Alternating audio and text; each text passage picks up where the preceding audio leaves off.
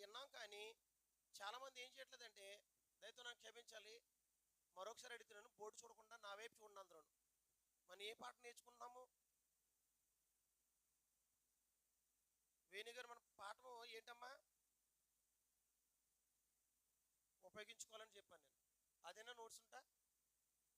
స్త్రీల సమాజంలో కూడా మీరు మాట్లాడుకున్నప్పుడు ఏం మాట్లాడుతున్నారంటే, మా నోటిని ఎలా ఉపయోగించుకోవాలని చెప్పలేదు, నోటిని ఎలా ఉపయోగించుకోకూడదో నేను చెప్పున్నాను. అంటే టైటిల్ ఏంటో కూడా గుర్తుపెట్టుకునే పరిస్థితిలో జనాలు ఉండట్లా.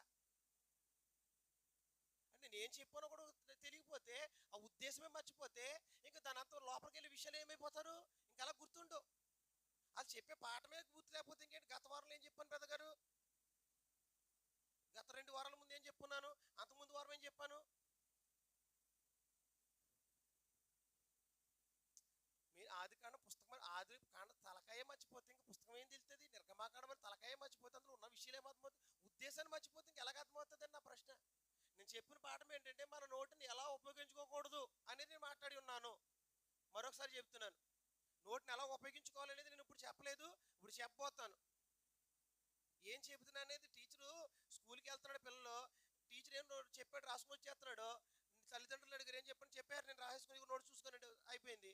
మరొకటి ఎగ్జామ్లోకి వచ్చిన తర్వాత ఈ క్వశ్చన్ ఇచ్చాడు, ఇది అనగా ఏమిటి, రాజధాని అనగా ఏంటి, ఎక్కడుంది, ఏ ప్రాంతం అని చెప్పాడు. అక్కడ రాసుకున్నాడు, ఏదోటి రాసేసాడు. మార్కులు ఎత్తారా? చిట్టి ఎత్తావు తల్లిని అలాగా? ఏ టీచర్లు ఏం చేస్తారో ఇంటి మార్కు కొడతారు. ఎందుకని? ఆ క్వశ్చన్ ఏంటో తెలియకుండా దానికి తగిన జవాబు రాకపోతే ఎలాగ యాక్సెప్ట్ చేస్తాడు? అలాగే మనం ఏం చదువుతున్నామో, ఏం నేర్చుకుంటున్నామో అనేది అసలు మనుషులు కాన్షియస్లో ఉంటున్నారా అనేది నా ప్రశ్న. మొన్న యాజకుల యొక్క పాత్ర ఏంటో 4 భాగాలు చెప్పాను, 4 బ్రీఫ్గా చెప్పాను, అయినా కానీ ఎవరు చెప్పలేకపోయారు. మరి మీరు చెప్పారు, నాకు ఎనపల్లా చెప్పుంటే దేవుని స్తోత్రం. అంటే నా ఒక వారం ముందు చెప్పింది, ఒక రోజు ముందు చెప్పింది గుర్తుపెట్టుకోకపోతే, ఇన్ని విషయాలు మనం నేర్చుకుని మన జీవితంలో అనుసరిస్తూ దేవుడు కోరుకున్నాడు కదా ఇలా బ్రతకాలని, ఎలా బ్రతుకుతాం? దేవుడికి ఎప్పుడు అంగీకారంగా మనము అంగీకరించబడతాం? ఇక దేవుడు చెప్పినట్లుగా మనం బ్రతికినప్పుడే కదా. రాత్రి పాఠం ఏంటి పెద్ద గారు? దేవుడు ఎందుకు భయభక్తులు కలిగి కూడా ఏం చేస్తాడు? ఆయన మాట వింటాడు, ఆయన ఆజ్ఞను అనుసరిస్తూ నడుచుకుంటాడు. ఆయన ఆజ్ఞలు ఏంటో తెలుసుకుంటేనే కదా నడచడానికి అవకాశం ఉంది. మరి తెలుసుకున్నాం కానీ అనుసరించకపోతే, తెలుసుకున్న ఉపయోగం లేదు, అనుసరించకపోయినా ఉపయోగం లేదు. ఈ 2 పరిస్థితులు ఉండిపోతున్నారు మీరు. అది నా బాధ. తెలుసుకోవడం వల్ల ఉపయోగం ఉంది. కొత్త కొత్త సంగతులు కావాలంటే మీకు ఎన్నో చెప్తాం. ఏథెన్స్ ప్రజల్లాగా ఉండిపోతారు మీరు. కొత్తవి కావాలి ఇప్పుడు కాబట్టి. భలే కొత్తది చెప్పారండి అంటే కొత్తవి కావాలి. జీవిత అనుభవంలోకి వెళ్ళడానికి దేవుడు అది కోరుకోలేదు. దేవుడు మనుషులందరూ రక్షణ పొందాలని, సత్యమును గూర్చిన అనుభవజ్ఞానం గలవారు కావాలని దేవుడు ఇచ్చా అంటే కోరిక. రక్షించబడాలి, సత్యం గూర్చిన అనుభవం కావాలి. సత్యం కూర్చుని అనుభూజ్ఞానం అంటే సత్యం ఏంటో తెలుసుకుంటున్నాము, అది జీవితంలో బ్రతకాలి అని దేవుడు కోరుకున్నాడు. మనం ఏం చేస్తున్నామంటే రక్షణ పొందేసాం కదా, ఆగిపోయాం, పొందేసాం, ఇంక పరలోకం వెళ్ళిపోతాం, ఇక్కడ కొలుముత టక్ అక్కడ తేలిపోతాం దేవుని దగ్గరికి అనుకుంటున్నారు. మరి సత్యం గురించి అనుభూజ్ఞానం కలిగి ఉండాలని దేవుని కోరుకుని గౌరవిస్తున్నావా? ఆరాధన గురించి సత్యం నేర్చుకున్నాం, ఏది అనుభవం, ఏది నేర్చుకోవడం మాత్రం ఉండిపోతున్నాం మనం. గుర్తుపెట్టుకోండి, నోటిని మనం ఎలా ఉపయోగించుకోకూడదు. ఎందుకంటే మన నోటు మాటను బట్టి రేపు ఏముందంటే తీర్పు అనేది ఉంది. కాబట్టి మన నోటిని ద్వారా ఏది పడితే అది మాట్లాడడానికి, లోకంలో ఎవరైనా మాట్లాడతారేమో కానీ క్రీస్తునందు ఉన్నవారు, నిబంధన ప్రజలైన వారు ఏది పడితే అది మాట్లాడడానికి దేవుడు అనుమతి ఇవ్వలేదు. మన నోట నుండి ఒకటి, చెడ్డ మాటలు పలకూడదు. చెడ్డ మాటలు పలకడానికి నోటిని ఉపయోగించుకోకూడదు. 2 బోర్డు ముందు ఇప్పుడు చూసి చెప్పండి, 10 పాయింట్లు చెప్పున్నాను. 2 మూర్ఖపు మాటలు మాట్లాడకూడదు, అబద్ధపు మాటలు మాట్లాడకూడదు, విస్తారమైన మాటలు మాట్లాడడానికి నోటును ఉపయోగించుకోకూడదు, వేషధారణ మాటలు మాట్లాడడానికి నోటును ఉపయోగించుకోకూడదు, వ్యర్థమైన మాటలు మాట్లాడడానికి నోటుని ఉపయోగించుకోకూడదు. మా నోట నుండి కత్తిపోటు వంటి మాటలు మాట్లాడకూడదు. అలాగే నొప్పించే మాటలు మాట్లాడకూడదు, గర్వపు మాటలు మాట్లాడకూడదు. తర్వాత ఇంకేమన్నాడంటే మోసపు మాటలు. మోసపాట్లు ఏం చేస్తుంటాయి? మోసపాట్లు ఏం చేస్తాయంటే నీ జీవితాన్ని పాడు చేస్తాయి. తర్వాత పాయింట్ రాసుకోండి, 11వ పాయింట్ రాసుకోండి జాగ్రత్తగా. పరిశుద్ధాత్మకు విరోధంగా మాట్లాడకూడదు.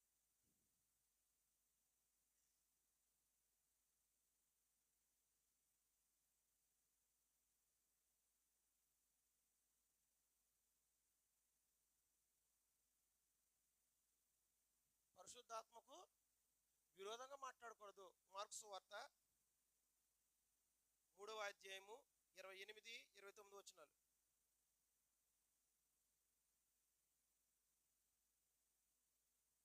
మార్కు సువార్త 3వ అధ్యాయము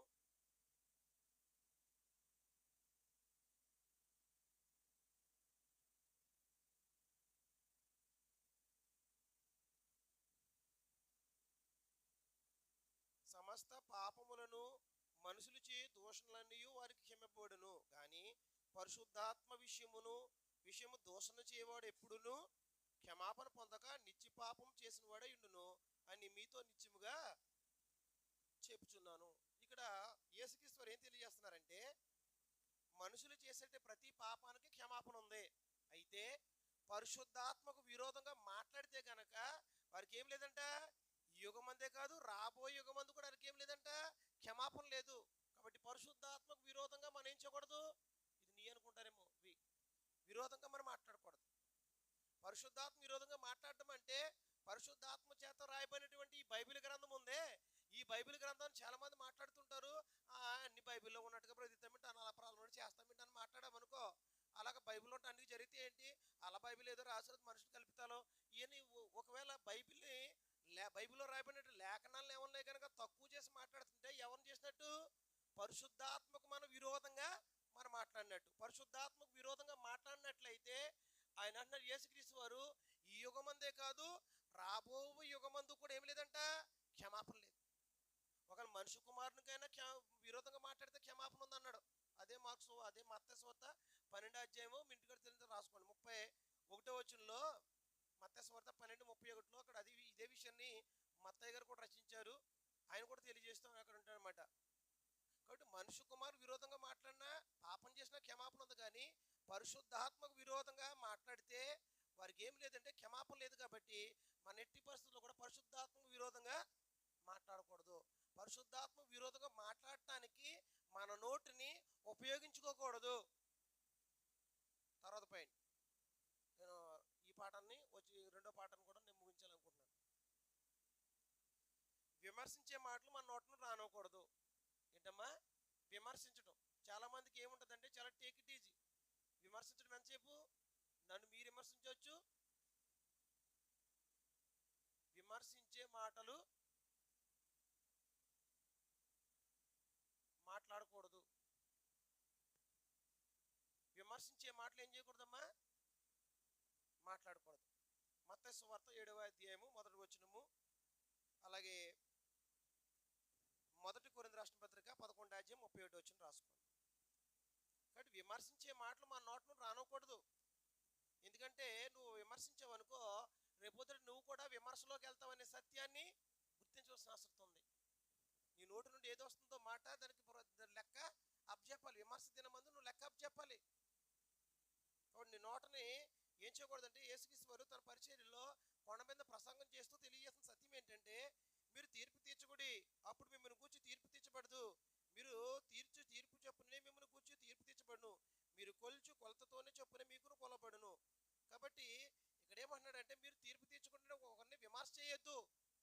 ఎందుకు విమర్శ చేయకూడదంటే, ఇప్పుడు నేను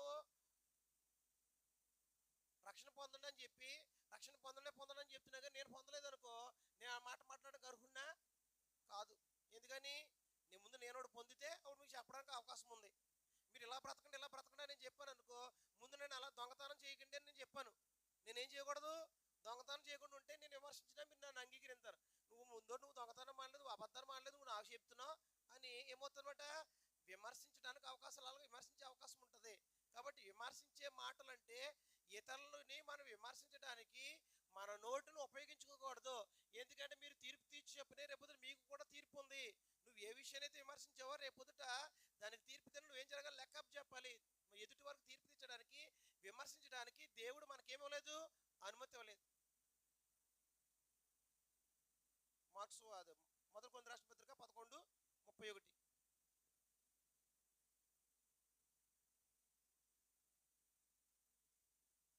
ఇక్కడ మాట్లాడుతున్న సందర్భం ఏంటంటే,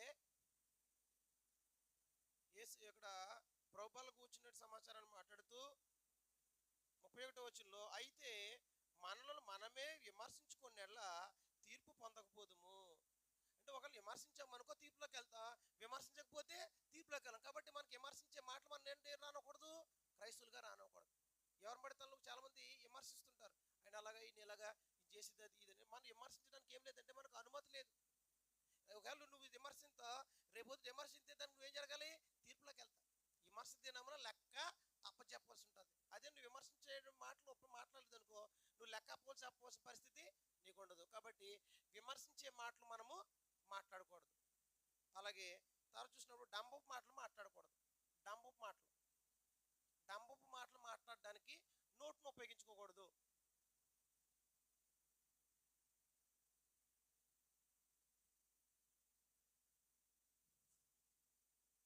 యోధ పత్రిక 1:16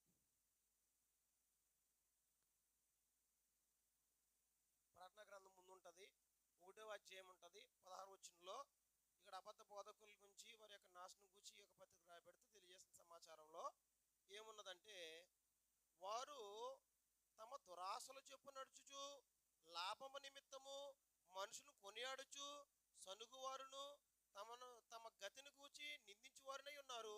వారి నోరు డంబమైన మాటలు పలుకును.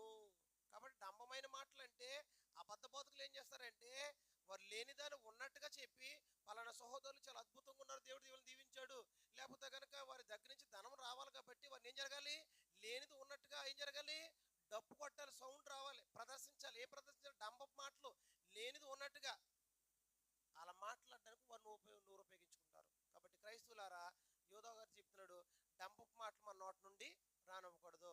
ఎందుకంటే డంబపు మాటలు ఎవరి అంటే శరీరాశ, నేత్రాశ, జీవడం ఎవరి వల్ల పుట్టినవి, తండ్రి వల్ల పుట్టిన కలిగివి, సాతాను వల్ల కలిగిన డంబపు మాటలు. లేని దాన్ని ఉన్నట్టుగా ప్రదర్శించి ఉన్నట్టుగా గొప్పగా చెబుతుంటారే, దాన్ని డంబపు మాటలు అంటారు. డంబపు మాటలు అప్పుడప్పుడు మన నోటను కూడా వస్తుంటాయి. మన జీవితంలో లేకపోయినా కానీ ఉన్నట్టుగా మాట్లాడతాం. అంటే లేనిది ఉన్నట్టుగా మాట్లాడటమే డంబపు మాటలు. కాబట్టి మన నోటని డంబపు మాటలు మాట్లాడడానికి వినియోగించుకోకూడదని క్రైస్తవులకి దేవుడు తెలియజేసినటువంటి సత్యం. కాబట్టి డంబపు మాటలని మన నోటి నుండి రాకూడదు. మన నోటిని ఎలాగ ఉపయోగించుకోకూడదు అన్నట్లయితే, ఒకటి పరిశుద్ధాత్మ విరోధంగా మాట్లాడడానికి ఉపయోగించుకోకూడదు. 2 విమర్శించే మాటలు మాట్లాడడానికి నోటిని ఉపయోగించుకోకూడదు. ఎందుకంటే ఒకరు విమర్శిస్తే కనుక నువ్వు తీర్పులోకి వెళ్తావు, విమర్శించకపోతే తీర్పు పొందక పోతావు. అలాగే డంబపు మాటలు మాట్లాడటానికి నోటిని ఉపయోగించుకోకూడదు. అలాగే ఇంకేమన్నాడంటే, కపటపు మాటలు మాట్లాడకూడదు. కపటపు మాటలు అంటే ఏంటనమాట, ఎదుటి వారిని మోసం చేస్తున్నానికి చెబుతున్నట్టు మాటలు. ఆ మాటల ద్వారా నేను మోసం చేస్తున్నాడనే సత్యం నీకు తెలియదు. అపవాది ఏం చేశాడంటే, సాతాను ఏం చేశాడంటే, ఆ కపటపు మాటలు చెప్పడంతో తను మోసపోతున్నాడనే సత్యము ఆనాడు అవ్వ గుర్తించలేకపోయింది. అవ్వ మోసపోయింది దే మాటలు బట్టి, కపటపు మాటలు. మన మధ్యన కూడా కపటమైన మాటలు ఉంటాయి. అలాగే కపట సహోదరులు ఉంటారని అపోస్తలుల పౌలు కూడా 2 కొరింథీ పత్రికలో, నేను కపట సహోదరు వల్ల నేను చాలా బాధించబడ్డాను. ఎవరు బయటలు కాదు, కపట సహోదరులు మధ్యలోనే ఉంటారు, కపటపు మాటలు మాట్లాడుతుంటారు. అలాంటి మాటలు మాట్లాడడానికి నోటిని మనం ఏం చేయకూడదంటే ఉపయోగించుకోకూడదు. ఒకసారి గ్రంథం తెరిచి మాట్లాడదాం. 1 పేతురు రాసిన పత్రిక 3వ అధ్యాయము 10వ వచనం.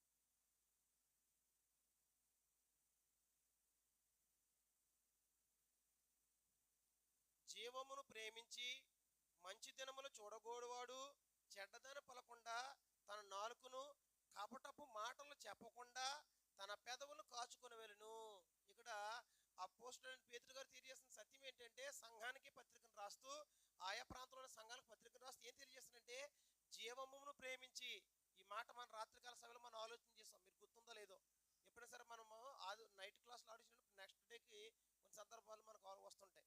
రాత్రి మనం ఆలోచించాం, యెహోవా యందు భయభక్తులు కలిగిన వాడు ఏం చేస్తారంటే, సూచనగా ఏముండదంటే, వాడు ఎక్కువ దినములు బ్రతకగోరిన వాడు ఎవరంటే దావీదు నీ భక్తి నేర్పుతాను అన్నాడు. యెహోవా యందు భక్తి ఏంటో భక్తి అంటే, ఇక్కడ అదే విషయం ఇక్కడ కోట్ చేస్తూ, జీవమును ప్రేమించేవాడు ఏం జరగాలంట, చెడ్డ మాటలు పలక్కోకుండా, కపటపు మాటలు, తన నాలుకను కపటపు మాటలు పలక్కోకుండా తన నోటును కాచుకోవాలి. అంటే కపటపు మాటలు అనేవి ఎవరికి రాకూడదు, క్రైస్తవు నోటంటే రాకూడదు.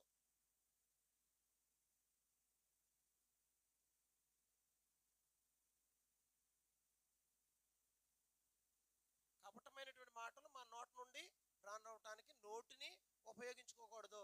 ఒకవేళ నువ్వు అలా జరుగుతున్నట్లయితే, కపట మాటలు కానీ నువ్వు మాట్లాడుతున్నట్లయితే, అక్కడ ఏం చెప్పుకున్నాడంటే, వారు యెహోవా యందు భయభక్తులు కలిగినవారు కాదు, వారు దుర్నీతి భక్తిహీనతలో కొనసాగబడేవారు. కాబట్టి కపట మాటలు మనకి ఏమన్నాడు పేతురు గారు? ఒకసారి మళ్ళీ చదువుతాను. కపటపు మాటలు చెప్పకుండా తన పెదవులను కాచుకునే వాళ్ళను. అంటే పెదవులను ఏం జరగాలి?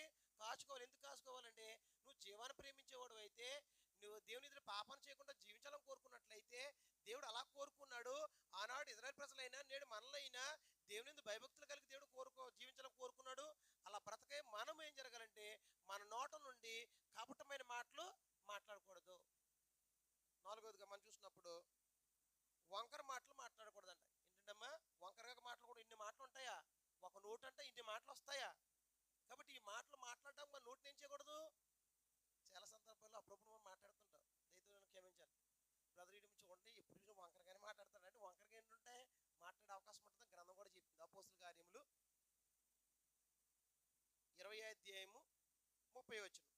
అపోస్తుల కార్యములు 20వ అధ్యాయము 30వ వచనంలో అపోస్తలుడైన పౌలు, నేను వెళ్ళిపోయిన తర్వాత మీ మధ్యకు క్రూరమైన తోడేళ్ళు వస్తాయని చెబుతూ, ఇక్కడ ఎఫెసులో ఇదిగో నేను ప్రయాసపడిన సంఘాన్ని దేవుడు ప్రభు తన స్వరక్తి సంపాదించిన సంఘంలో మేము పెద్దలుగా నియమిస్తున్నాను. నేను వెళ్ళిపోయిన తర్వాత క్రూరమైన తోడేళ్ళు వస్తాయి. వచ్చి వాళ్ళు ఏం చేస్తారంట? ప్రభు సంఘంలో చేర్చబడిన వారిని వాళ్ళు ఏం చేస్తారంట? పాడు చేస్తారు. ఎలా పాడు చేస్తారంట? అక్కడ చెప్పాడు 30వ వచనం ఏమనుంది? ఒకసారి అందరూ బైబిల్ తీయండి. మరియు శిష్యులను తమ వెంట ఈడ్చుకుని పోవాలని వంకర మాటలు పలుకు మనుషులు మీలోనే బయలుదేరును. ఎక్కడ బయలుదేరతారంట? బయట నుంచి రారు, మీలో నుండే వస్తారు. నేను వెళ్ళిపోయిన తర్వాత క్రూరమైన తోడలు మీ మధ్యకు వస్తాయి. తమను కొన్ని ప్రభుని సహా విసర్జిస్తారు, సంఘాన్ని పాడు చేస్తారు. ఎవరంటే ఇక్కడ మాట్లాడుతున్నాడు, మీలో నుండే బయలుదేరుతారు. శిష్యులు అంటే క్రీస్తు యొక్క శిష్యుల్ని వాళ్ళు ఏం చేస్తారంటే పాడు చేయడానికి ఏం చేస్తారంట? వంకర మాటలు మాట్లాడతారంట. కాబట్టి మనం ఏం చేయకూడదు తెలుగా?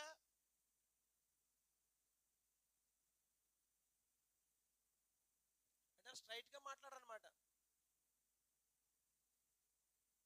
వంకర మాటలు మాట్లాడడానికి నోటిని ఉపయోగించుకోకూడదు. వంకర మాటలు అంటే ఉన్న విషయం లేకుండా ఉన్నదాన్ని కలిపి ఏదో చెప్తుంటారు. అంటే మనుషులు ఏం చేస్తారన్నమాట? ఉన్నటువంటి సత్యంలో నుంచి తొలగించడానికి మనుషులు ఏం చేస్తారంటే వంకర మాటలు మాట్లాడు. కాబట్టి వంకర మాటలు అనేవి మన నోటి నుండి రాకూడదు. అపోస్తలుడైన పౌలు మాట్లాడుతున్నాడు, ఇదిగో అలాగ మాట్లాడే మనుషులు మీలో నుంచి బయలుదేరుతారు, సంఘం నుంచి బయలుదేరుతారు. కాబట్టి మీరు జాగ్రత్తగా కనిపెట్టుకోండి. ఇదిగో నేను అందుకే పెద్దలు నియమించాను, మీరు జాగ్రత్తగా సంఘాన్ని కాయండి. ఎందుకంటే వారు వచ్చి ఏం చేస్తారంటే ఉన్న సత్యంలో చెప్పి మరి నిలబెడితే ఇది కాదు, ఉన్న విషయానికి మరొకటి చెప్పి ఇక్కడ లేని దానికి వేరేగా చెప్పి ఏం చేస్తారంటే వంకర మాట చెప్పి అక్కడి నుంచి తీసుకెళ్ళిపోవడానికి ప్రయత్నం చేస్తారు. అలాగూ చెప్పేటువంటి వారు ఉంటారు. అలాగే మన మధ్యన కూడా ఉంటాక అవకాశాలు ఉంటాయి. కాబట్టి వంకర మాటలు అనేవి మాట్లాడకూడదు. దేవుడు ఏం చెప్పాడు, అపోస్తలుల పౌలు ఏం చెప్పాడు, అది ఫైనల్ అయితే దానికి విరోధంగా మాట్లాడుతుంటే అది వంకర మాటలోనికి వస్తుంటుంది. తర్వాత మనం చూసినప్పుడు రెచ్చగొట్టే మాటలు మాట్లాడకూడదు. రెచ్చగొట్టే మాటలు కూడా మాట్లాడతారు మనుషులు, మాట్లాడతారు. మనం కూడా అంటాం భార్యాభర్తల మధ్యన, తల్లిదండ్రుల మధ్యన, బిడ్డల మధ్యన చాలా సందర్భాల్లో మనం ఎక్కువ మాట్లాడతాం. ఏమంటామంటే, ఎందుకు నువ్వు నన్ను రెచ్చగొట్టేస్తున్నావు, నువ్వు రెచ్చగొట్టకపోతే ఈరోజు నీ పరిస్థితి రాదు కదా, ఈరోజు నేను ఎలాగైపోయిన కారణం నువ్వు నన్ను రెచ్చగొట్టబట్టే ఈరోజు నీ మాట మాట్లాడాల్సి వచ్చిందని అంటుంటారు. రెచ్చగొట్టే మాటలు మాట్లాడకూడదు. ఎందుకంటే యేసుక్రీస్తు వారి చేత పాపం చేయించడానికి అపవాది ఏం చేయించాడంటే, యేసుక్రీస్తు వారిని ఉపవాసం ఉన్న దినాల్లో ఆయన బాప్తిసం పొందిన తర్వాత ఆత్మచేత అరణ్యంలో కొనుగోబడిపోయిన తర్వాత ఆయన ఉపవాసం ఉండటం చూసి, ఆకలిగొంటం చూసి ఏం జరిగిందంటే సాతానుడు వచ్చి ఏమన్నాడంటే, ఈ రాళ్ళని రొట్టెలుగా చేసుకుని తినమని ఆజ్ఞాపించాడు. అది ప్రకృతి విరోధమైంది. దేవుని సంకల్పం, దేవుని యొక్క దేవుడు నియమించిన నియమానికి అది విరోధమైంది. కాబట్టి రాళ్ళ రొట్టెలుగా తినమని దేవుడు ఇవ్వలేదు. కాబట్టి అది సృష్టి విరుద్ధమైన కాకుండా జరిగించకూడదు, పాపం అని యేసుక్రీస్తు మనుషుడు ఎలా బ్రతికాడంటే రొట్టె వలన కాదు దేవుని మాట వలన బ్రతికాడని చెప్పినప్పుడు మరొకసారి వచ్చి ఏం చేసిందంటే, అయితే ఒకసారి దేవుని కుమారుడు అయితే నువ్వు ఒకసారి కిందకు చూడు, కిందకు దుమ్ముకు. అక్కడ వచ్చి ఏం చేస్తాడంటే దేవుడు తన తూతల కాడినపించి నిన్ను కాపాడుతాడని ఏం చేస్తానంటే సాతానుడు అక్కడికి వచ్చి రెచ్చగొట్టే కష్టం చేస్తాడు. అలాగే మనుషులు కూడా ఏం చేస్తారంటే పాపం చేయించడానికి, వారిని ఉన్న స్థితిలోంచి తప్పించడానికి మనుషులు ఏం చేస్తారంటే ఓకే రెచ్చగొడుతుంటారు. వాళ్ళు రెచ్చగొట్టి అంటారు, నువ్వు ఆ రోజు నిజంగా ఆవిడ అంత అన్నా కానీ నేను అనుకుండాల్సింది, అందుకని నన్ను ఈ రోజున ఇలా పాపం చేయడానికి దేవుని దూషించబడడానికి మా కారణం అయిపోయింది అంటే దాని కారణం ఏంటో, ఆ రోజున వారు రెచ్చగొట్టారు. ఒక స్త్రీ లేదా మనకు అప్పుడప్పుడు కనపడుతుంటారు. అలా మన జీవితంలో కూడా జరిగి ఉండొచ్చు. ఒక వ్యక్తి రెచ్చగొట్టే మాటలు మాట్లాడడం బట్టి ఏమైపోతుంటే వ్యక్తి పడిపోయే అవకాశం ఉంది. కాబట్టి రెచ్చగొట్టే మాటలు మాట్లాడడానికి నోటిని ఏం చేయకూడదంటే ఉపయోగించకూడదు. ఒకవేళ అన్యాయంగా అన్నాడు అనుకో, ఒకరు తిట్టాడు అనుకో, అతను రెచ్చగొట్టుకోవాల్సిన పరిస్థితి లేదు. దేవుడు రేపొద్దుట మాటకు లెక్క చెప్పాలి కాబట్టి దేవుడు తీర్పు తీరుస్తాడనే సత్యాన్ని మనం గుర్తెరిగి విడిచిపెడితే దేవుడు సంతోషపడతారు. కానీ ఆయన రెచ్చగొడితే మనం కూడా రెచ్చిపోయి ఏం చేస్తామంటే మన పాపంలోనికి వెళ్ళిపోకూడదు. అలాగే తీసుకురాలేదు. మత్తయి సువార్త 4 అధ్యాయం 6 రాసుకోండి. ఈ వచ్చిన వాడు కనబడుతుంది. మత్తయి సువార్త 4 అధ్యాయం 6.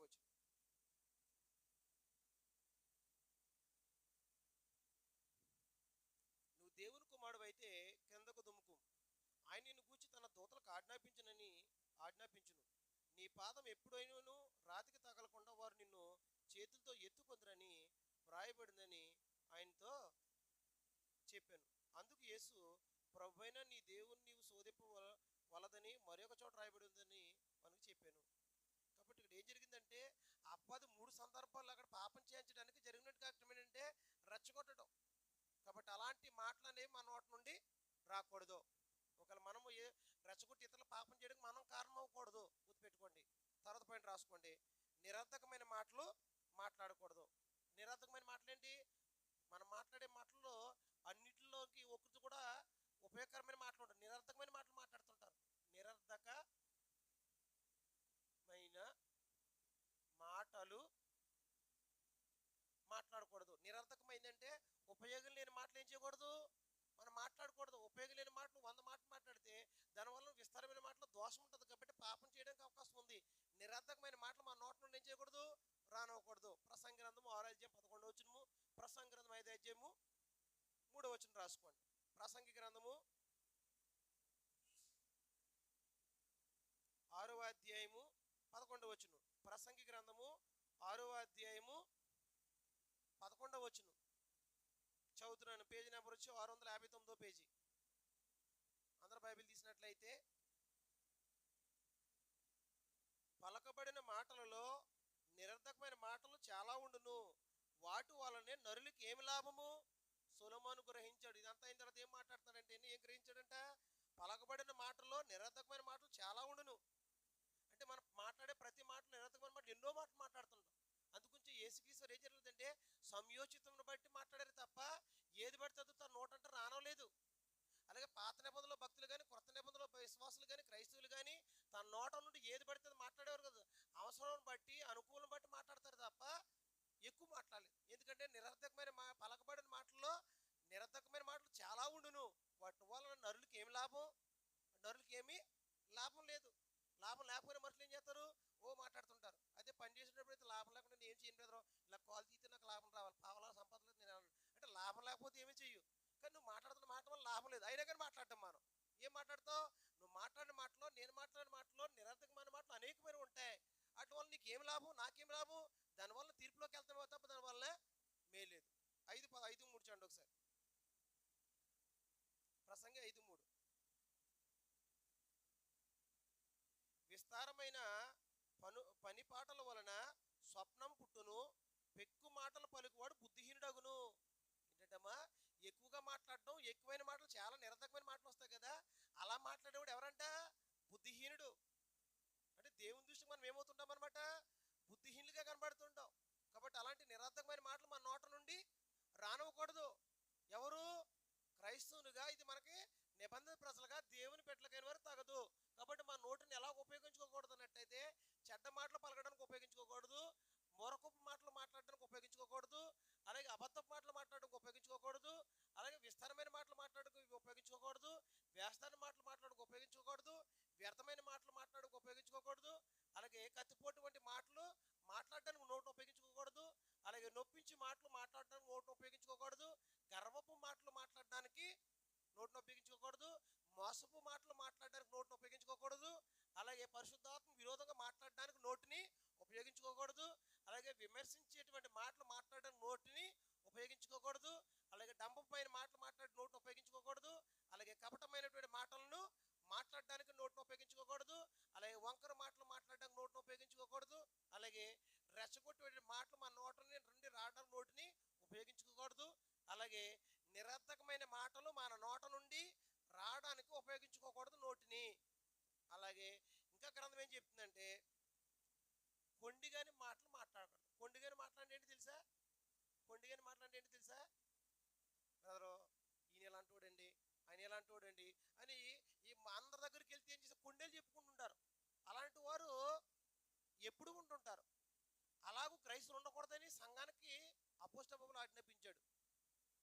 దయతో నన్ను క్షమించాలి, నేను ఇలాగన్నాను అనుకోవద్దు, గ్రంథం మాట్లాడింది కానీ చెప్తున్నాను. అంటే నేను పురుషులు ఉంటాను కాదు కానీ స్త్రీలకి ప్రత్యేకించి చెప్పడం జరిగింది. ఏమని? కొండేలు చెప్పదు. అవునా కదా? ఒకసారి దానికంటే ముందుగా సామెతల గ్రంథము 18వ అధ్యాయము 8వ వచనం రాసుకోండి. సామెతల గ్రంథము 18వ అధ్యాయం 8వ వచనము, 26వ అధ్యాయం 22వ వచనం, 2 వచనాలు రాసుకోండి. నేను చదువుతాను, దయతో మీరు అందరూ శ్రద్ధగా వినాలి. 18:8లో ఏమన్నాడంటే,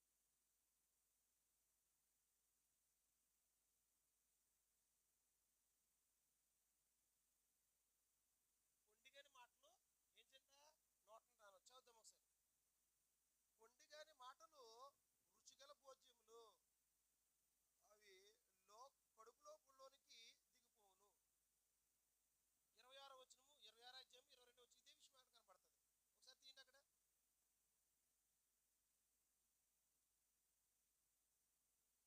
కొండిగాని మాటలు రుచిగల పదార్థములు వంటివి. ఎలా ఉంటాయి మరి? కొండలు చెప్తున్నప్పుడు లేదు ఉన్నట్టుగా చెప్తుంటారు కాబట్టి ఎలా ఉంటుంది?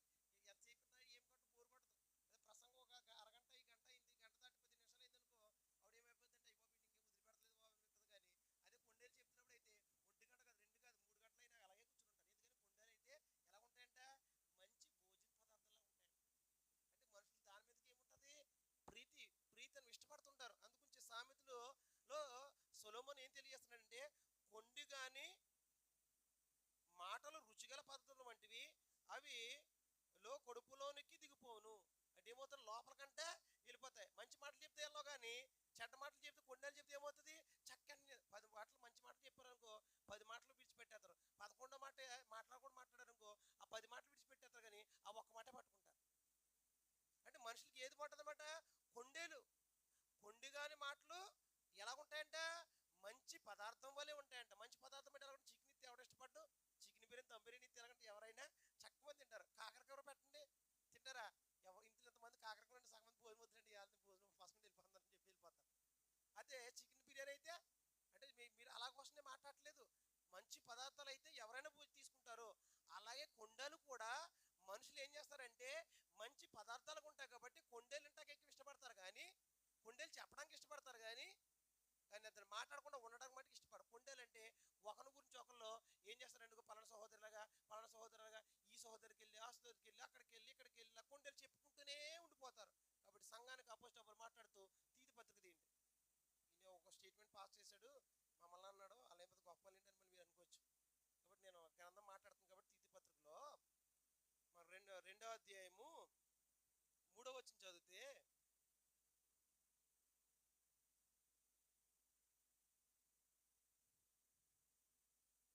అలాగున్నే వృద్ధ స్త్రీలు కొండెగత్తులను మిగుల మద్యపాన శక్తులు ఉండక ప్రవర్తన యందు భయభక్తులు గలవై ఉండవలనియు, దేవుని వాక్యం దూషింపబడుతున్నట్లు యవన స్త్రీలు తమ భర్తలకు లోబడిన తమ భర్తలను శిశువులను ప్రేమించువారును, స్వస్థ బుద్ధి గలవారును, పవిత్రులను ఇంట ఉండి పని చేసుకొని మంచివారిని ఉండవాలని బుద్ధి చెప్పుచు మంచి ఉపదేశం చేయవారిని ఉండవాలని బోధించుము. అపోస్తలుడు పౌలు చెప్తున్నాడు, తీతుకు లేఖ రాస్తూ ఏం చెప్తున్నాడంటే, వృద్ధ స్త్రీలు ఏం చెప్తారంట? కొండిగత్తులు అంటే అటువంటి చెప్పడం మానేసి ఇంకేం చెప్పండి, తల్లిదండ్రులకు బిడ్డలని స్త్రీలు ఏం జరగని ప్రేమిస్తూ, భర్తలను ప్రేమిస్తూ, ఇంట ఉంటూ మంచి పని చేసుకుంటూ, ఉపదేశించుకుంటూ వారి జీవితం కొనసాగించాలి తప్ప కొండేలు చెప్పుకోవడానికి జీవితాన్ని వ్యర్థం చేసుకోవద్దు. అవి సాతాను యొక్క స్వభావము. కాబట్టి కొండేలు చెప్పకూడదు. అది స్త్రీ అయినను పురుషుడైనను కొండిగాని యొక్క మాటలు మన నోటను రానకూడదు. అంటే ఒకళ్ళ సహోదరు గురించి చెడుగా మనకు తెలిసింది, అది తెలిసినప్పుడు సరే దేవుడు చూసుకుంటూ విడిచిపెట్టారు. కానీ మన సహోదరులు ఎలాగంటని యేసుకుమార్ దగ్గరికి వచ్చి, మన శ్రీనివాసరావు దగ్గరికి వచ్చి, మన సహోదరు వెంకటేశ్వర గారి దగ్గరికి వచ్చి, అలా సుధీర్ గారి దగ్గరికి వెళ్ళి, కొండ గారి దగ్గరికి, వీళ్ళందరి గురించి ఇంకేం చేస్తే ఈ కొండలు చెప్పుకుంటూ వెళ్ళిపోయినట్లయితే ఆ మాట యొక్క పర్యవసనం రేపు తీర్పులోనికి చెప్పాలి. ఒకవేళ నీకు తెలిసింది వీరైతే బ్రదర్ ఇలాగ అనుకుంటున్నారు, ఇది కరెక్టా కాదని వారిని అడగడం, లేని పక్షంలో ఏం జరగాలంటే విడిచిపెట్టేయడం మొత్తం. కానీ ఆ కొండేలు అటుకలు ఏం చేయకూడదు? చెప్పకూడదు. కాబట్టి ఈ కొండే గారి యొక్క మాటలు మా నోట నుండి రానకూడదు. లాస్ట్ జాగ్రత్తగా మేము చూసుకున్నప్పుడు ఒట్టి మాటలు మాట్లాడకూడదు. ఎందుకంటే ఒట్టి మాటలు అంటే ఏంటి? లేని దానికి ఊరికనే మాట్లాడకూడదు. సందర్భం ఉంటేనే మనం మాట్లాడాలి. ఒట్టి మాటలు మాట్లాడకూడదు. సామెత గ్రంథము 14:23.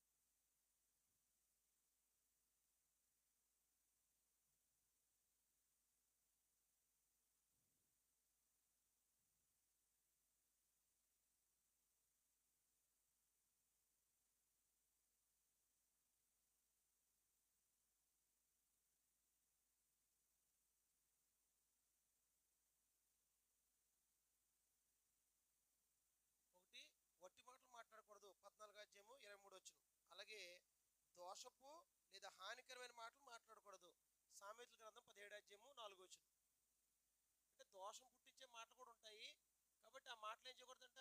ఇక్కడ నేను హైఫన్ పెట్టాను. ఇక్కడ దోషపు లేదా హానికరమైన మాటలు మాట్లాడకూడదు. సామెత గ్రంథం 14:23 అలాగే 17:4 రాసుకోండి. కాబట్టి ఈ మాటలు ఏం చేయకూడదమ్మా నోట రానవకూడదు. అలాగే కుటిలమైన మాటలు రానవకూడదు. సామెతల గ్రంథము 8వ అధ్యాయము 13వ అలాగే 6వ అధ్యాయం 12వ. కుటిలమైన మాటలు మాట్లాడకూడదు. వివరించుకుందాం.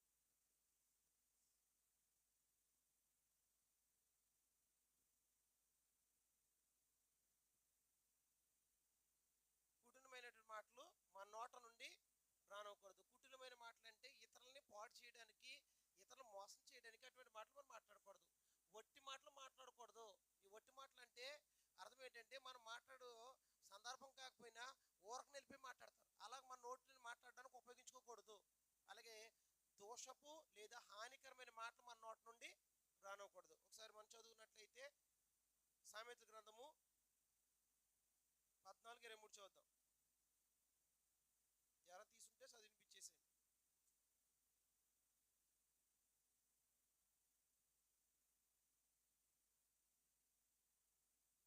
ఏ కష్టము చేసినను లాభమే కలుగును. వట్టి మాటలు లేమిడికి కారణమవును.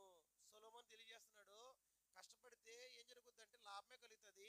వట్టి మాటలు మాట్లాడితే లేమిడి కలుగుతుంది అంట. వట్టి మాటలు అంటే లేని మాటలు అంటే ఉపయోగం అంటే అక్కడ సందర్భం కాని మాటలు, అక్కడ ఒట్టిగా మాట్లాడటం అనేది ఉపయోగం లేనటువంటి మాటలు, పనికిరాని వాటి మాటలు మనం మాట్లాడినట్లయితే అటు వల్ల ఏం కలుగుద్దంట? లేమిడికి కారణం అవుతుంది. కాబట్టి ఒట్టి మాటలు అనేవి మనం మాట్లాడకూడదు. అలాగే ఇంకేం చెప్తానంటే సామెత గ్రంథం 17:4 దోషపు హానికరమైన మాటలు మాట్లాడకూడదు.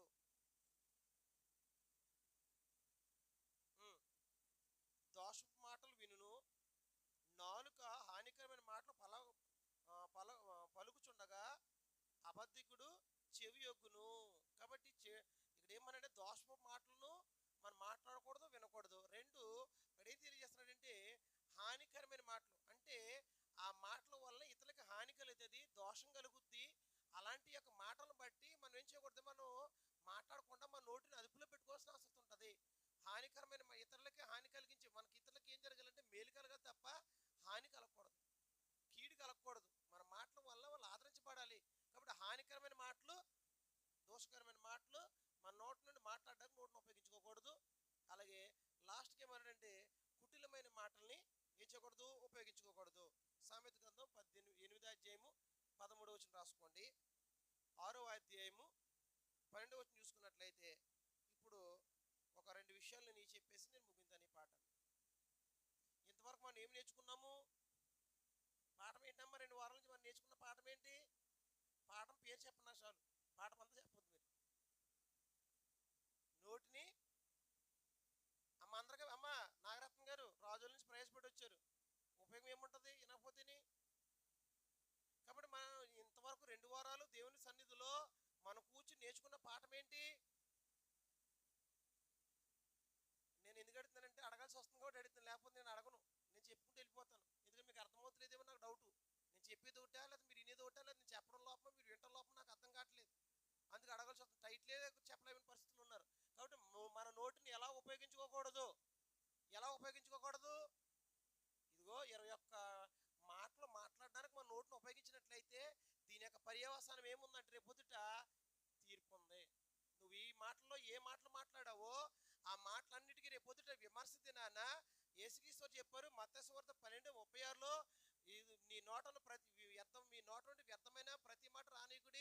విమర్శ దినమున ఏం జరుగుతుందంటే మీ మాట నుంచి వచ్చే మాటను బట్టే నువ్వు నీతిమంతుడు అని అపరాధాన్ని ఏం చేయబడతావు, తీర్పు తీర్చబడతావు. కాబట్టి మీ నోటిని ఎలా ఉపయోగించుకోకూడదంటే చెడ్డ మాటలు పలకూడడానికి మొరకొప్పు మాటలు రానకూడదు, అబద్ధపు మాటలు రానకూడదు, విస్తారమైన మాటలు మాట్లాడకూడదు, వ్యవస్థాన మాటలు రానడానికి ఉపయోగించకూడదు, వ్యర్థమైన మాటలు రానడానికి కత్తిపోటు వంటి మాటలు మాట్లాడడానికి ఉపయోగించుకోకూడదు. అలాగే నొప్పించి మాటలు మనం మాట్లాడకూడదు. అలాగే గర్వపు మాటలు మాట్లాడకూడదు. మోసపు మాటలు, మనం ఇతరులు మోసం చేసినట్టు మాట్లాడకూడదు. పరిశుద్ధాత్మ విరోధంగా మాట్లాడకూడదు. అలాగే విమర్శించే మాటలు మాట్లాడకూడదు. డంబపు మాటలు మాట్లాడకూడదు. కపటమైన మాటలు మాట్లాడకూడదు. వంకర మాటలు మాట్లాడకూడదు. రెచ్చగొట్టే మాటలు మాట్లాడకూడదు.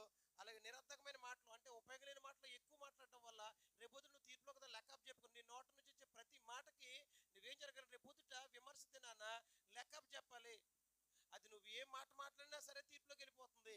అలాగే కొండిగాని యొక్క మాటలు మన నోటి నుంచి రానకూడదు. కొండలు చెప్పడానికి ఎలా ఉంటాయంటే మంచి తీపుగా ఉంటే మరి రుచిగా ఉంటుంది. కాబట్టి కొండలు ఇంటాకనే చెప్పడానికి ఇష్టపడతాం. కాబట్టి క్రైస్తవునిగా అది తగదని దేవుడు ఏం చేస్తాడని తెలిపిస్తున్నాడు. అలాగే వట్టి మాటలు మాట్లాడకూడదు.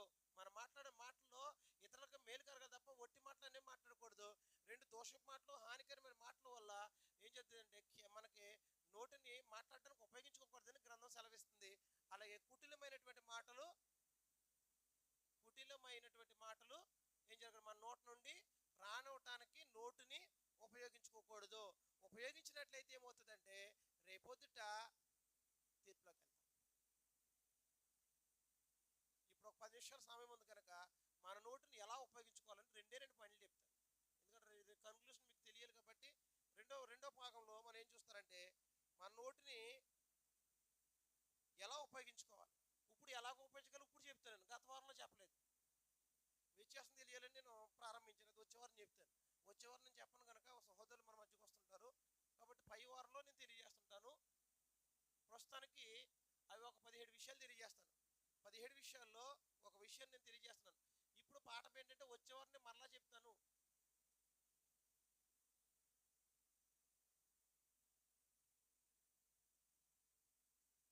అందరూ చెప్పండి.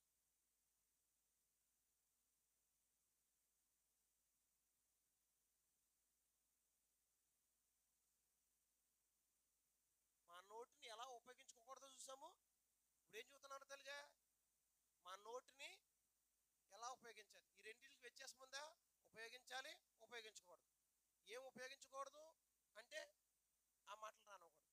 ఏం ఉపయోగించాలన్నట్లయితే ఇప్పుడు మనం ఆలోచించేద్దాం. మొదటి పాయింట్ రాసుకున్న అందులో ఏంటంటే ఎప్పుడు కూడా మనం ఏం చేయగలంటే సత్యమే మాట్లాడాలి.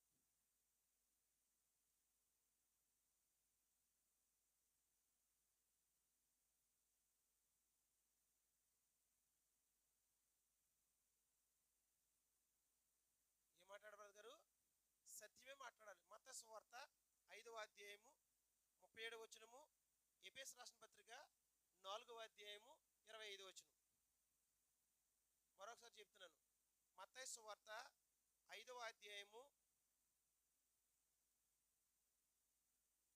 37వ వచనము, అలాగే ఎఫెసీయులకు రాసిన పత్రిక 4వ అధ్యాయము 25వ వచనాన్ని మనం చదువుకుందాం. అందరూ రాసుకున్నట్లయితే ఒకసారి బైబిల్ తెరిచి ఒకసారి చదువుతాం.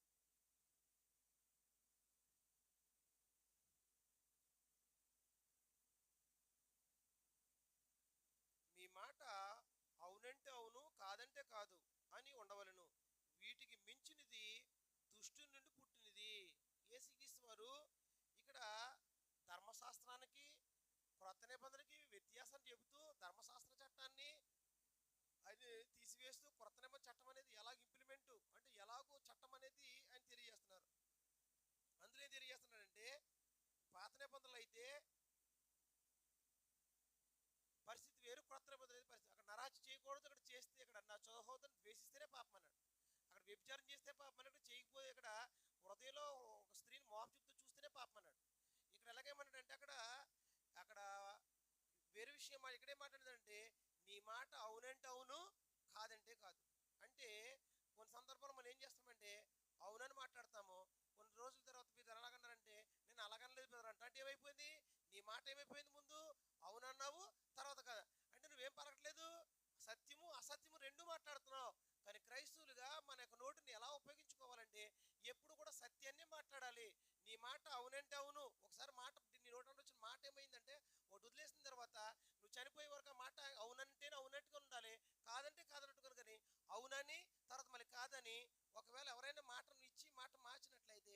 అప్పుడు ఏమైపోతుందంటే ఇది ఎవరి వల్ల పుట్టింది కదంట, ఇది దేవుని వల్ల పుట్టింది కదా, ఇది సాతాను నుండి దుష్టు నుండి పుట్టినది.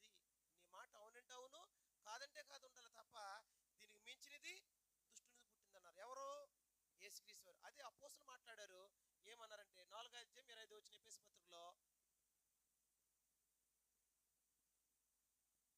జాన్ గారు తీసి చదవండి.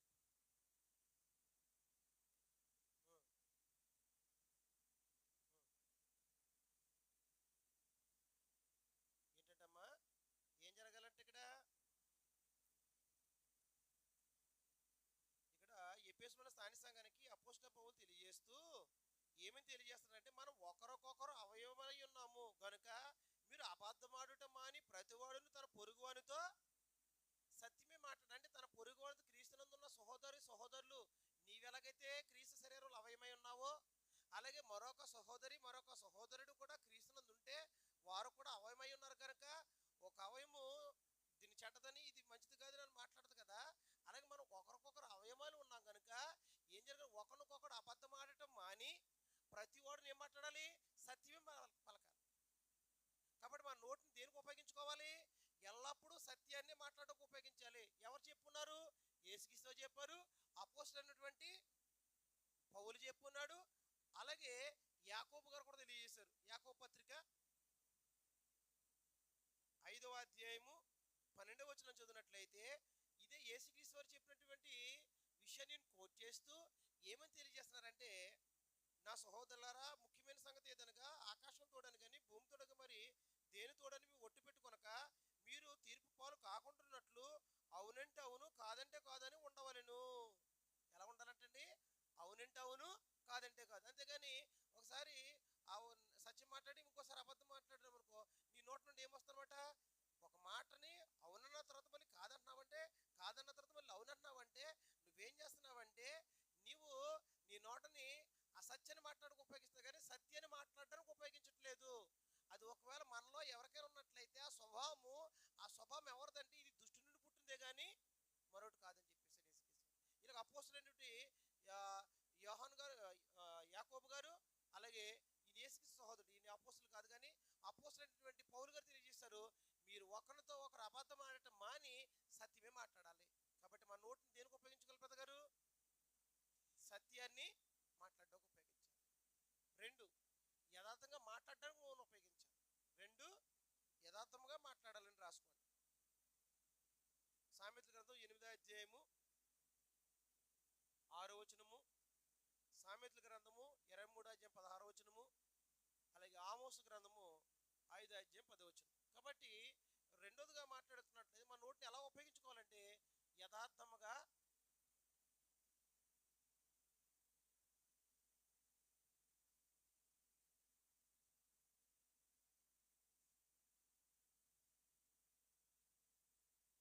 ఏంటంటమ్మా, యథార్థముగా మాట్లాడాలి. ఇక్కడ జ్ఞానుడు సొలొమోను తెలియజేస్తున్న సమాచారం ఏంటంటే, సామెతల గ్రంథంలో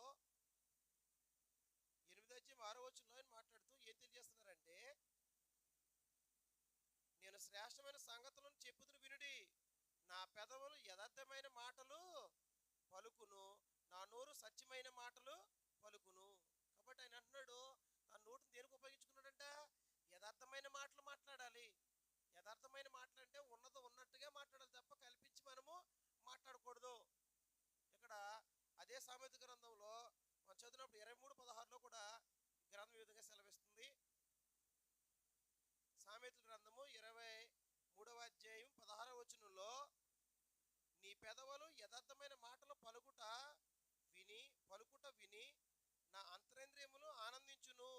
కాబట్టి మనం యథార్థమైన మాటలు మాట్లాడాలి, దేవునికి ఆనందం కలిగిస్తుంటాయి. కాబట్టి మన నోటిని యథార్థమైన మాటలు మాట్లాడడానికే ఉపయోగించాలి. కానీ మనము ఒకవేళ యథార్థమైన మాటలు మాట్లాడుకోకుండా లేనిది ఉన్నట్టుగా మాట్లాడడానికి నోటిని ఉపయోగించుకోకూడదు. అదే ఆమోసు గ్రంథం 5:10 మనం చదివినప్పుడు పేజీ నెంబర్ వచ్చి 757 పేజీ. ఆమోసు ప్రవక్త ద్వారా దేవుడు ఇజ్రాయేల్ పరిస్థితిని గురించి మాట్లాడుతూ, ఆమోసు ప్రవక్త ద్వారా దేవుడు తెలియజేసిన సత్యం ఏంటంటే, అయితే గుమ్మములో నిలిచి బుద్ధి చెప్పు వారి మీద జనులు పగబట్టుదురు, యథార్థముగా మాట్లాడు వారిని అసహించుకు మాట్లాడుతున్నాడు, ఇదిగో ఈ జనులు ఎందుకు ఇలాంటి ఇలా శిక్షించబడడానికి, ఆహారం లేకుండా కరువురడానికి ఇలాగ అయిపోవడం గల కారణం ఏంటంటే, యథార్థముగా చెప్పేటువంటి ప్రవక్తలు యథార్థమైన మాటలు దేవుడు వారి నోట పలికించినప్పుడు, ఇదిగో మీ జీవితాలు మార్చుకోండి, ఇదిగో మీరు దేవుని విరోధంగా బ్రతుకుతున్నారు, పాపంలో జీవిస్తున్నారు, మీరు విగ్రహాల వైపు వెళ్ళిపోయారు, మీ జీవితాలు మార్చుకోండి అని దేవుడు తన ప్రవక్తల ద్వారా చెప్పించినా కూడా వాళ్ళు ఏం చేశారంట, అలా మాట్లాడేవారు ఏం చేసుకున్నారంట, అసహించుకున్నారు. అందును బట్టి ఈరోజు మీ పరిస్థితి ఏంటంటే, ఇలా కరువు కారణం. ఆమోసు ప్రవక్త గారు చెప్తున్నాడు, ఈ ఆమోసు ప్రవక్త గారు దేవుడు చెప్తున్నాడు, మీకు అక్కడ వచ్చినంటే ఉన్న ఆ పుస్తకం మాత్రం మీకు జ్ఞాపకం చేస్తున్నాను అంటే అవి కాంట్రాస్ట్ మీకు తెలియాలని. అక్కడ ఏంటి, మీకు దంతశుద్ధి లేకపోవడం కారణం అంటే, మీకు ఆహారం లేకుండా కారణం, ఆహారం లేకుండా కరువుతో చనిపోవడం గల కారణం ఏంటంటే, మీరు యొక్క పాపపు జీవితం, ఆ పాప జీవితాన్ని సరి చేసుకోమని నేను ప్రవక్తలు పంపించాను, వాళ్ళు యథార్థంగా మాట్లాడారు. మీరేం చేశారంటే, యథార్థమైన మాటలు మాట్లాడేవారిని అసహించుకున్నారు. చాలా మందికి యథార్థంగా మాట్లాడేవారంటే ఇష్టపడదు, కానీ లేని వాటిని చెబితే మరి ఇంతకు ఇష్టపడతారు. కానీ యథార్థంగా మాట్లాడితే చూడండి, ఇప్పుడు మనం కూడా మాట్లాడతాం, మేము యథార్థంగా మాట్లాడతాం కాబట్టి మేము అంటే ఇష్టపడదు అంటారు. యథార్థంగా మాట్లాడి చూడండి, ఎవరు కూడా మేము ఇష్టపడరు. అదే వాళ్ళ దగ్గర వెళ్ళి పొగడంటే లేనిదని ఉన్నదని డంప మాటలు చెప్పండి, నువ్వు ఎలాంటి అయినా నువ్వేం కావాలన్నా చేస్తారు. మనుషులకి ఏం కావాలంటే డప్పు కావాలి, యథార్థమైన మాటలు చెప్పేవాడు పనికిరాడు. అలాగే ఇజ్రాయేల్ ప్రజల దగ్గర పరిస్థితి కూడా అయిపోయింది. యథార్థమైన మాటలు చెబితే వారు వినలేదు. ఈరోజు పరిస్థితి కారణం ఏంటి, కరువు వచ్చి శిక్షించుకోవడం కారణం ఏంటి, అది చేస్తున్నటువంటి తప్పిదం ఏంటంటే యథార్థమైన మాటలు. ఒకసారి మరి చదువుతాం చూడండి, అయితే గుమ్మంలో నిలిచి బుద్ధి చెప్పు వారి మీద జనులు పక్కపట్టుదురు. ఏంటంటమ్మా జనులు బుద్ధి దేవుడు ఎవరి ద్వారా చెప్పించాడు, ప్రవక్తల ద్వారా చెప్పించాడు. ఇదిగో మీరు పాప జీవితం జీవిస్తున్నారు, మీ జీవితాన్ని మార్చుకోండి, మీ స్వభావాన్ని మార్చుకోండి అని దేవుడు ప్రవక్త ద్వారా హెచ్చరించినాడు. ఏం చేశారంట, పగబట్టారు. అంత మాత్రమే కాదు, యథార్థముగా మాట్లాడు వారిని అసహించుకుందరు. యథార్థంగా మాట్లాడేవారు మనుషులు ఏం చేస్తారు, అసహించుకుంటారు. లేని వాటిని ఉన్న వాటిని చెప్తే చక్క మస్పూస్ మాడికే మాటలు మాట్లాడితే ఏం చేస్తుంటారు, చక్కని మనుషులు చక్క వింటుంటారు. కాబట్టి యథార్థంగానే మనం మాట్లాడాలి తప్ప ఏం మాట్లాడకూడదంటే మనము అసత్యంగా మాట్లాడకూడదు. రెండు, లేనిది ఉన్నట్లుగాను మనుషుల్ని మెప్పించే విధంగా మన మాట ఎప్పుడు యథార్థంగానే మాట్లాడాలి. మన మాట అవునంటే అవును, కాదంటే కాదు. కాబట్టి మన నోటిని ఎలా ఉపయోగించుకోవాలంటే ఎప్పుడు సత్యమే మాట్లాడాలి. రెండు, యథార్థంగా మాట్లాడాలి. మూడు, ఏం చెప్తారంటే ఇతరులకు రాసుకోక్కర్లేదు, వచ్చేవారిని చెప్తాను, ఇతరులకు మేలు కలిగేటట్లుగా మాట్లాడాలి. అలాగే సంఘ క్షేమాభివృద్ధి కొరకు మాట్లాడాలి. ఇలాగూ 17 రకాలుగా మన నోటిని మాట్లాడడానికి ఉపయోగించుకోవాలి. మన నోటిని ఎలా ఉపయోగించుకోవాలి, ఎలా ఉపయోగించుకోకూడదో మనం చూస్తున్నాము. అలా ఉపయోగించుకోని పక్షంలో నువ్వు తీర్పులోకి వెళ్ళవు, నీ జీవితం అద్భుతంగా ఉంటుంది, దేవుడు సంతోషపడతాడు. ఎలా ఉపయోగించుకోవాలో దేవుడు చెప్తుంటాడు, అలా బ్రతికినప్పుడు దేవుడు సంతోషపెడతాడు. కాబట్టి మన నోటిని ఎలా ఉపయోగించుకోవాలి, ఎలా ఉపయోగించుకోకూడదో క్రైస్తవునిగా మనం ఏం జరగాలంటే తెలుసుకోవాలి. ఎందుకంటే రేపొద్దుట మన ముందు పాఠంలో మనం వర్షించాం, నీ నోట దేవుని మాటల సాతాను మాటల. మన దేవుని మాటలంటే ఎప్పుడు కూడా సత్యమే మాట్లాడుతుంటే యథార్థంగానే మాట్లాడతారు. వినకపోయినా వారు యథార్థంగానే మాట్లాడతారు, కల్పించి చెప్పరు. అలాగే సాతాను మాటలంటే ఇగో ఇలా ఉంటాయి. కాబట్టి మన నోటి నుండి సాతాను మాటలు మాట్లాడడానికి ఉపయోగించుకున్నామా, దేవుని మాటలు మాట్లాడడానికి ఉపయోగించుకున్నామా? ఒకవేళ దేవుని మాటలు మాట్లాడడానికి ఉపయోగించినట్లయితే నువ్వు ప్రతిఫలం పొందుకుంటావు. అలాగే ఒకవేళ నోటి నుండి సాతాను మాటలు మాట్లాడడానికి ఇదిగో 21 మాటలు కనుక మన నోట నుండి మాట్లాడినట్లయితే రేపొద్దుట విమర్శలోకి వెళ్ళి దానికి ఆ రోజు నన్ను పలానా యేసుకుమార్ గారిని, పలానా సహోదరుని ఇదిగో నేను ఇలా చెడ్డ మాటలు మాట్లాడాను, వాళ్ళ విరోధంగా వ్యర్థమైన మాట్లాడాను, వాళ్ళ గురించి ఏం మాట్లాడదు, దాని అన్నిటిని నేను ఎప్పుడు ఏం చేసుకున్నాను, అక్కడ దేవుని దగ్గర క్రీస్తు యొక్క న్యాయపీఠ మీదట లెక్క చెప్పుకోవాలి. అంత పరిస్థితి మనం ఎందుకు. కాబట్టి మన నోటిని ఎలాగో మాట్లాడడానికి ఉపయోగించుకోకూడదు తెలిసినట్లయితే అలా మాట్లాడకుండా ఉండడానికి అవకాశము ఉంటుంది. ఈ పాఠంతో హెచ్చరించబడి మనము మా నోటిని ఎలాగ ఉపయోగించుకోకూడదు అనేది మనం చూస్తున్నాం. ఎలాగ ఉపయోగించుకోలేదు వచ్చేవారు దేవుని చిత్తమైతే పై వారంలో మనము ఆ పాఠాన్ని ముగించుకుని మనం ముందుకెళ్దాం. ఇంతవరకు ఓపుతున్న మీ అందరికీ వందనాలు తెలియజేసుకుంటూ ప్రభువుల కాక మన మధ్య సహోదరులు వచ్చి తిరిగే సమయం వరకు అప్పగిస్తున్నాం. ఇంతవరకు ఓపుతున్నారు, దయతో నన్ను క్షమించాలి.